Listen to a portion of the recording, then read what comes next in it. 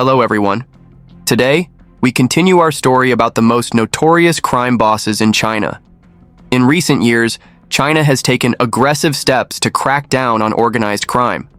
Within just 2 years, authorities dismantled over 3,000 criminal gangs, arresting nearly 400,000 suspects. Additionally, more than 60,000 officials involved in organized crime were investigated and prosecuted.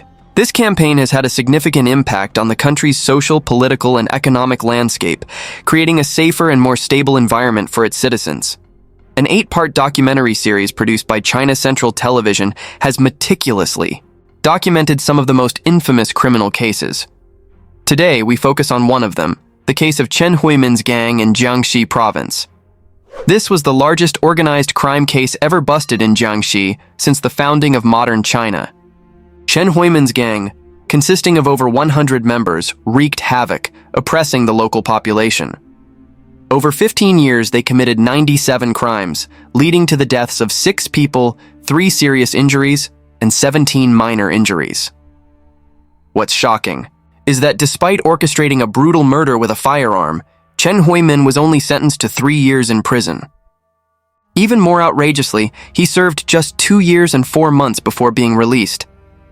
It was a scenario that seemed straight out of a crime movie, except it happened in real life. So what exactly did Chen Huimin do? How did he rise to power? And in the end, how was he finally brought to justice? Born in 1974 in Yiguang County, Jiangxi, Chen Huimin was a rebellious child. He refused to study, constantly defied his parents and teachers, and frequently got into fights. Despite being small in stature, he was ruthless in brawls, never holding back. This viciousness quickly made him the leader of his group. After finishing middle school, Chen Huimin dropped out and officially entered the criminal underworld. From then on, he was in and out of police custody for crimes such as gang fights, disturbing public order, and harassing women. He was subjected to multiple reform programs and even faced prison time, but each time he was released, he became more violent. In February 2003, Chen Huimin was once again sent for labor re-education. The moment he was released, he and his younger brother, Chen Huifa, gathered a group of thugs and resumed their illegal activities. They extorted protection money and fought turf wars with rival gangs. His daily life was a series of bloody battles, where a human life was worth no more than a stab wound. But he soon realized that brute force alone wouldn't guarantee survival or dominance. He needed weapons. From then on, he always had the upper hand. If others fought with fists, he used knives. If they had knives, he brought guns. This ruthless approach earned him a fearsome reputation in the criminal underworld. On October 18, 2004, a subordinate of Chen Huimin got into a dispute with a group of local workers. Without bothering to ask questions, Chen gathered his men, armed them, and stormed into the workers' dormitory, attacking indiscriminately. Screams filled the air as blood splattered everywhere. By the end of the assault, 5 workers were seriously injured. The incident caused an uproar in the local community. The longer he operated in the shadows, the more he understood that fists and guns were only temporary tools. To maintain power, he needed money, the key to bribing both enemies and officials. So, he partnered with a fellow Jiangxi native, Sumo Yang, to enter the timber business. Yihuang County was rich in forest resources and a major hub for timber production. With his reputation in the local private sector, businesses, big and small, had no choice but to respect Chen Huimin. As a result, his timber business flourished, generating substantial profits. However, in 2005, tensions arose between him and Sumo Yang. Chen controlled all the business capital, but Su wanted to allocate some funds to start a transportation company.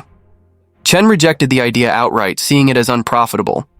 Their disagreements grew into heated arguments, making Chen feel that Su was no longer loyal and might even challenge his authority. On the night of July 7, 2005, at around 10 p.m., near an abandoned forestry transport station on North Guan Road, their dispute turned deadly. Under the dim streetlights, Chen Huimin narrowed his eyes at the man who was once his ally, his mind filled with murderous intent. Without hesitation, he pulled out a hidden gun and coldly pulled the trigger. The The bullet tore through the air, striking Su Moyang in the back. He staggered, his eyes wide with shock, blood pouring from his mouth. His pulmonary artery had been severed. He collapsed to the cold ground, unable to utter a single word. Chen Huimin stood over the body, his expression devoid of emotion. To him, this was just another obstacle removed. This shooting caused an even greater stir than his previous gang fight, forcing local police to launch a special task force to investigate. Witness testimonies quickly identified Chen as the primary suspect, but before he could be arrested, he fled to Fujian province, putting the case at a standstill. Rumors spread that local authorities were reluctant to pursue him, fueling further public suspicion. After months on the run, Chen realized that he couldn't stay in hiding forever. Coincidentally, as China prepared to celebrate the 60th anniversary of its founding, the government announced a leniency policy for criminals who voluntarily surrendered. Seizing this opportunity, he and his brother devised a plan to turn himself in, but on his own terms. Instead of admitting to premeditated murder, he crafted a story to downgrade his crime to manslaughter. He reconstructed the crime scene, claiming that the gun actually belonged to Su Moyang and that he had merely been holding onto it for safekeeping. On the night of the incident, he said he was returning the gun when it accidentally discharged, killing Su. However, this story completely contradicted the evidence collected by police, as there was a direct eyewitness to the murder. To make his version of events seem credible, Chen pressured two witnesses into providing false testimony. Fearing retaliation, they complied. Once he had fabricated enough supporting evidence and bribed the right people, on May 12, 2010, Chen Huimin was sentenced to 3 years and 6 months in prison for negligent homicide. Additional charges from a previous assault case increased his total sentence to 4 years. But the most shocking twist came on September 16, 2012, just 2 years and 4 months later, when he was released early. A man who had committed multiple violent crimes, including murder, had served less than 2.5 years. This cemented his reputation as an untouchable figure in the underworld. After his release, he continued recruiting ex-convicts and outlaws into his gang. He stockpiled firearms, knives, and other weapons to strengthen his forces. Under his leadership, the gang became more structured and sophisticated. To maintain control, he established a strict 3-tier hierarchy. He and his brother, Chen Huifa, were at the top. The second tier consisted of trusted lieutenants who managed operations. Each lieutenant controlled a group of subordinates, forming the third tier. Loyalty was paramount. Lower-ranked members had to address superiors as boss and follow orders without question. Any defiance was met with severe punishment. If a mission was assigned, all members had to be ready 24/7. Before any operation, gang members wore masks, handed over their phones, and took every precaution to avoid surveillance. If arrested, they were forbidden from naming superiors or accomplices. Betrayal meant brutal retribution. Those who stayed silent would have their families taken care of, with escape funds or even minors falsely confessing on their behalf. Chen's philosophy was clear. Build your reputation, establish dominance, and the money will follow. With his gang fully established, he set his sights on monopolizing the lucrative sand mining industry in Yihuang. However, another crime boss, Liu Zhigang, already controlled the sector.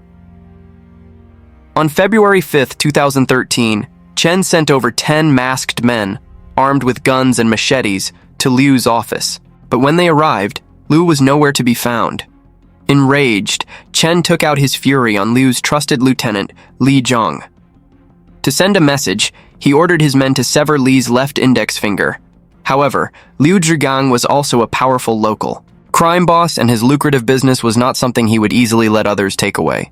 As the saying goes, people die for money just as birds die for food. Determined not to back down, Liu Zhigang stood his ground. To quickly eliminate Liu Zhigang's gang on the night of May 19, 2014, Chen Huimin once again sent his masked men, armed with knives, to hunt down his rivals. This time, 3 members of Liu Zhigang's gang were severely injured. After the attack, Chen Huimin issued a ruthless order. No matter who it is, if you see Liu Zhigang's people, don't bother reporting, just take action immediately. During this period, Chen Huidan's gang carried out 17 attacks against Liu Zhigang's group, killing 3 people, severely injuring 1, and leaving 12 others with minor injuries.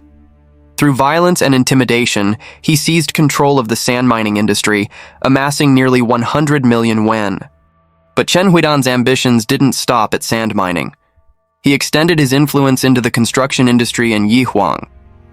On January 19, 2016, the Yihuang government publicly opened bidding for the Tao River Watercourse renovation project at the Public Resource Trading Center. Chen Huidan wasted no time.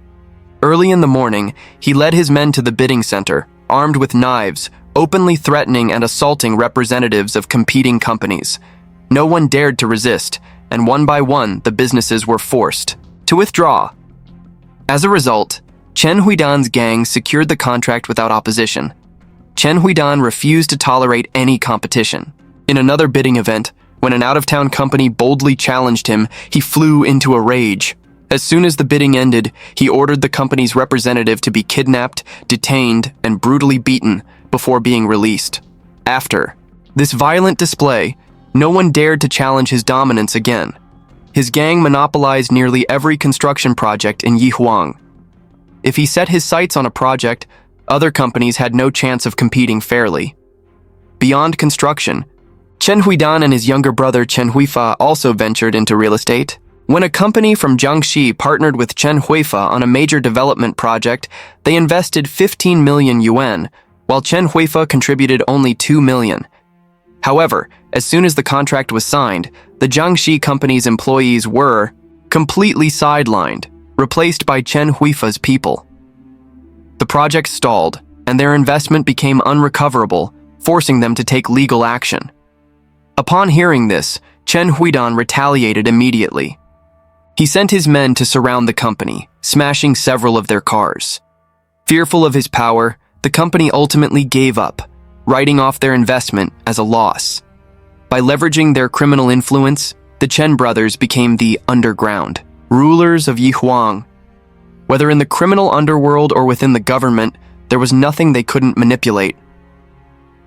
For 15 years, Chen Huidan's gang operated with impunity, committing 97 criminal acts, killing 6 people seriously, injuring 3 and leaving more than 20 others with minor injuries.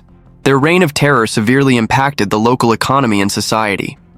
In 2018, the national Crackdown on Organized Crime campaign reached Yihuang, and the Chen brothers case became a priority investigation for the Ministry of Public Security and the National Anti-Organized Crime Task Force. On July 12, 2018, the police formed Task Force 712. 2 days later, in the early hours of July 14th, over 300 elite officers were deployed to Yihuang to capture Chen Huidan and his gang. At around 3 a.m., the police arrived at Chen Huidan's residence. Hearing the e-bike officers call out, he immediately shut off the lights, retrieved a pistol from his safe, and prepared to fight back. But when he peeked out the window and saw the surrounding area swarming with heavily armed officers, he realized there was no escape. After a few moments of hesitation, he put the gun away and surrendered without resistance. That night, Chen Huidan, Chen Huifa, and 18 key gang members were arrested. After nearly 10 months of investigation, on April 16, 2019, a total of 141 gang members had been captured. The authorities confiscated 52 firearms, 468 rounds of ammunition, and over 100 million yuan. On October 27, 2019, the court held the first trial for the case. After the proceedings, Chen Huidan was sentenced to death, while Chen Huifa received 22 years in prison. Another 102 gang members received various sentences. On November 18, 2020, Chen Huidan was executed, marking the end of the most notorious criminal syndicate in Jiangxi province's history. The story of Chen Huidan's gang is more than just a crime case. It is a grim warning about the dangers of criminal organizations infiltrating the economy, society, and even government. For 15 years, violence and shadowy power turned Yihuang into the private domain of a single group, where justice was twisted and the law was disregarded. But in the end, no matter how well hidden, crime cannot escape the reach of justice. This case serves as undeniable proof that justice may be delayed, but it will never be forgotten. Those who defy the law will always pay the price. At the same time, it raises an important question. How can society prevent such tragedies from happening? Again, the answer lies in government transparency, the unwavering enforcement of the law, and most importantly, the vigilance and determination of the people. When society unites against corruption and crime, even the most powerful criminal empires will eventually collapse.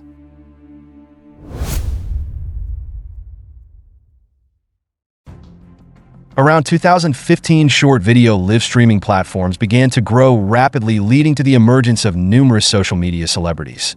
However, beyond the prominent figures, a dark underworld surfaced, known as the Internet Mafia. One such individual formed a gang, recruited members, and engaged in nefarious activities.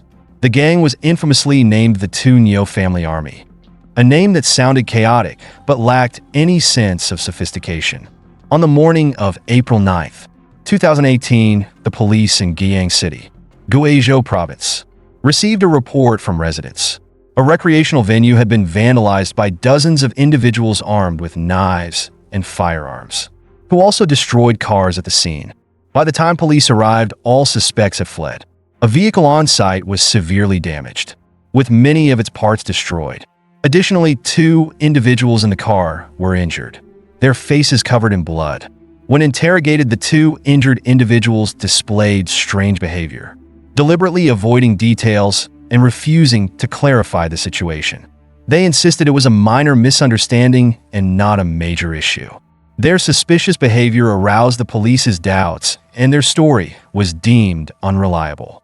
Based on experience, the police deduced that something was amiss. After a series of intense interrogations, they discovered that the 2 individuals were involved in a competitive business conflict. Both were engaged in covertly distributing business cards to solicit prostitutes in hotels and inns. Their territorial overlap led to clashes between the 2 factions. One of the victims recalled that the opposing gang not only used long knives and sticks, but also fired a loud shot into the air. This revelation shocked the police, as they now faced issues of assault, organized prostitution, and potential illegal possession of firearms. Surveillance footage showed the opposing group using unlicensed vehicles. By tracking the movements of the vehicles entering and leaving the scene, the primary suspect was identified as Huang Jiahao, a 22-year-old with the alias Tuno. The gang leader Tuno and his accomplices were swiftly apprehended. The police raided their hideout, breaking down the door and storming inside. Although Tuno attempted to escape, the officers ensured no one got away. They confiscated a modified gun, 101 bullets, and several long knives. In addition to this, they found makeshift imitation firearms and a large number of prostitution business cards. During interrogations, Huang Jiahao and his accomplices provided information about other members of their organization. This confirmed the existence of a criminal gang led by Huang, alias Tuno. The gang, commonly referred to as the Extreme Bull Family Army, derived its name from the Guiyang dialect. The term Tuno not only symbolized a native bull, but also connoted strength and aggressiveness, qualities Huang adopted as his personal moniker. Through these interrogations, police discovered that the gang had committed numerous crimes and violated multiple laws. Acting on this information, a full-scale investigation was launched, culminating in a large-scale operation. All remaining members of this criminal gang were apprehended. How?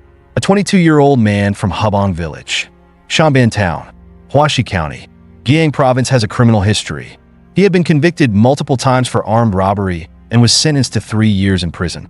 After being released in 2015, Tuno quickly capitalized on the explosive growth of a burgeoning short video platform.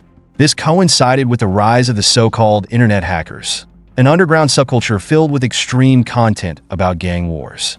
Tuno became a prominent figure in this dark internet underworld. His prior convictions became a badge of pride, showcasing his fearless, street-smart reputation, setting him apart from other keyboard warriors who merely pretended to live a gangster lifestyle to gain views. Tuno genuinely delved into the criminal world, establishing a gang to attract like-minded individuals. He expanded his notoriety through various media channels. As the leader of the Tuno Family Army, he aggressively promoted his gang, To build a fearsome image, the gang's core members were armed with machetes and illegal firearms. They adorned themselves with striking tattoos and large, sharp gold chains, hallmarks of the criminal underworld. Beyond posting videos of crafting and handling makeshift weapons, the gang showcased illegal firearms and other weapons to intimidate others and bolster their activities. This content was regularly updated starting in 2017 as Tuno sought to elevate his reputation at all costs. His uploaded videos exceeded 2,000, featuring a mix of violence and variety that attracted a massive online following. In addition to producing unique videos, Tuno leveraged live streaming platforms to broadcast his activities directly. These live streams earned him hundreds of thousands of yuan per session. The extreme Tuno family army drew significant attention, including from individuals with criminal records. The gang consisted of 16 official members, most around 18 years old. Some were even minors, proudly identifying themselves as fierce warriors of the Tuno clan. The gang went so far as to hire a rapper to compose a custom war song for them, operating primarily near Hubong Village, Huaxi County. The gang had long been active in the area. Their primary income stemmed from resolving disputes, issuing threats, and engaging in illegal activities like debt collection and extortion. However, Tuno's ambitions didn't stop there. The extremist gang began expanding its operations to other parts of Jiangxi. Since 2016, the gang had been involved in organizing illegal prostitution, coercing women, and conducting illicit transactions. They also participated in fraudulent schemes to deceive clients out of their money. For Tuno, fame and fortune were inseparable. He believed that as long as he expanded his reputation, wealth would naturally follow. Driven by this mindset, he was ready to fight and seize every opportunity for external success. At 6 a.m. on December 17, 2017, Tuno received an unexpected call from a friend. The friend shared that he had been mistreated by someone, which infuriated Tuno. Surveillance footage revealed Tuno storming into a bathhouse, carrying a long wrapped object in his hand.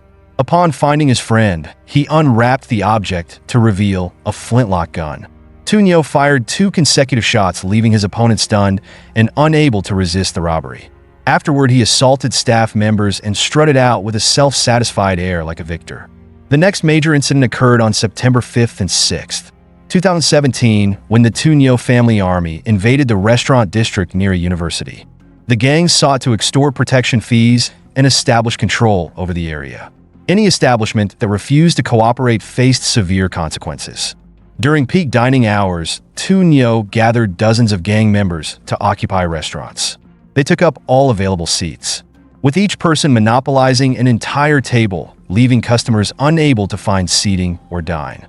Students, the main clientele near universities, were the most affected.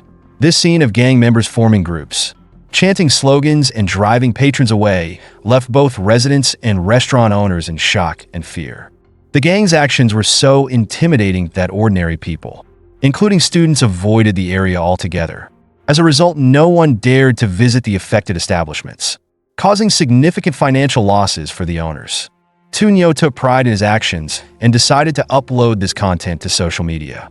On March 19, 2018, a confrontation broke out between members of Tuno's gang and an employee at a karaoke bar. Following the altercation, Tuno led a group of his brothers to the venue. He chased down the employee, identified as Zhu, and attacked him with a knife. Zhu was stabbed twice in the head and required over 20 stitches at the hospital. The injuries were classified as second-degree minor trauma by doctors. Early in the morning on April 9, 2018, gang members spotted a man sitting in a car near Quanshan Lake. They occasionally visited hotels and inns in the area to facilitate prostitution activities, marking the territory as their own. At the scene, Tuno and his accomplices used 2 vehicles to launch an attack, leading the charge with a firearm. Tuno advanced while others wielded knives and machetes. They viciously destroyed their opponent's car, leaving 2 men inside injured. These events prompted bystanders to call the police, as mentioned earlier in the video. However, during the investigation, police uncovered substantial evidence of the gang's crimes from Tuno's mobile phone, including incriminating photos and videos the gang had taken and stored. The gang's acts of brutality and violence ranging from intimidation to physical harm, had far exceeded the boundaries of societal acceptance. The scope of their crimes was beyond what anyone had imagined. The feud between the two gangs remained unclear, but the Tuno gang attacked with the ferocity of a rampaging bull. They relentlessly beat their rivals until they were left writhing in pain. Tuno showed no regard for gender in his violent behavior. In one video, he was seen using a stone to injure a woman's hand, hitting her head and even setting her hair on fire. According to Tuno's confession, he intended to publish these videos online, but the platform rejected them and forced him to delete the content. Ultimately, all of this became irrefutable evidence against Tuno. He had personally recorded these actions, even carrying his own law enforcement recorder. His mobile phone contained numerous recordings of illegal detainment and intentional harm. On December 28, 2018, at the Quanshan Lake District People's Court in Jiangxi, a highly publicized trial took place. 12 individuals, including Huang Jiahao, were charged with participating in underground organizations that endangered public safety as defined by the law. The heinous crimes associated with this group included organizing prostitution, facilitating prostitution, and the illegal manufacture of firearms. They were also accused of assault, battery, robbery, and unlawful detention. Among the defendants, Huang Jiahao was sentenced to 20 years in prison for his grave offenses. Additionally, he was fined 55,000 yuan and all his personal assets were confiscated. Other defendants received prison sentences ranging from 1 year to 6 months. On March 21, 2019, the Jiangxi Intermediate People's Court upheld the original verdict, reaffirming the fairness and authority of the legal system in addressing these crimes. In 2012, the strategic concept of Internet was proposed, aiming to provide traditional industries with new development opportunities through integration with the Internet. In the virtual online world, people can earn substantial money through their activities. However, these individuals became captivated and lost in this virtual realm, turning their pursuits into a harsh reality marked by brutality and cruelty. This serves as a cautionary tale for many young people today who are addicted to the Internet, living in a virtual reality and acting as keyboard warriors. Be mindful and alert about this virtual game, as it can enchant and mislead you at any moment.